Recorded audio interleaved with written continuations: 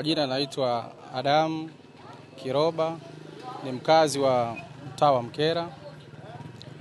Mimi katika hili lilotokea na wasii na kuwapasa Watanzania wenzangu, tuwe na upendo, tuwe na amani, tupunguze hiki kilichotokea kwa sababu kuna wengine wanaoathirika ni watoto wadogo, akina mama, pia wajawazito, pia na watu wazima.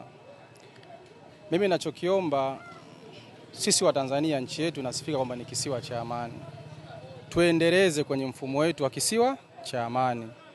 Kwa sababu machafuko yaliyokuwepo, kuathirika kwake tumeona, kwa sababu ukiangalia baadhi ya mahitaji yamekuwa ni changamoto kwetu. Watu wamehama makazi yao na wengine mpaka leo pa kuishi hawana. Kwa hiyo mimi ninachosii na kuhamasisha Watanzania wenzangu, tuendelee kudumisha hii amani tulionayo.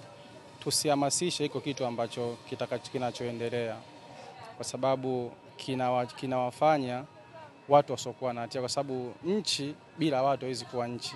Sasa kama watu wanakuwa wanateketea, tunakuwa nini maana ya kuwa na nchi?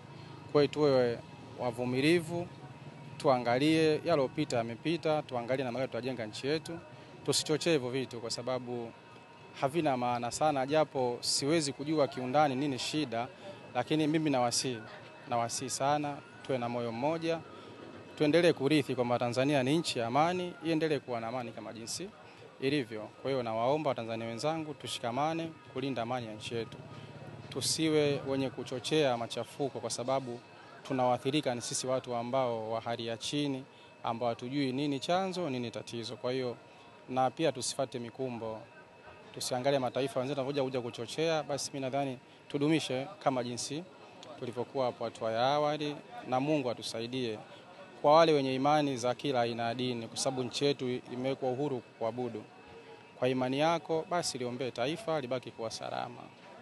Kwa mimi nawasihi wa Tanzania, tudumishe upendo, tudumishe amani, tufanye ibada, tumuombe Mungu atuvuke hapa tulipo.